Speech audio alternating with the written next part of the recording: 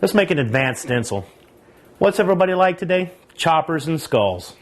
Let's do a simple skull. It's a little more advanced. You need to do your research. Maybe you're a little more advanced artist. Maybe you can draw a puppy dog or whatever.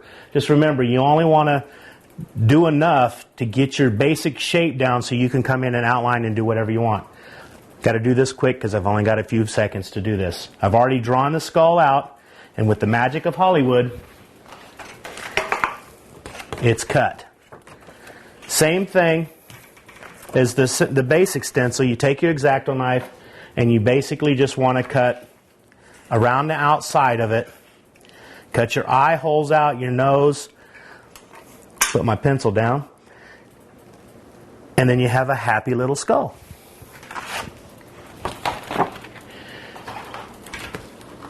Just like the novice stencil, you have two pieces if you want to use them. I generally don't want to use it.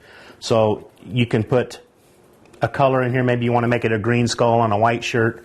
Most of the time I just do something cool, and I'll show you later here how to do that. Thank you.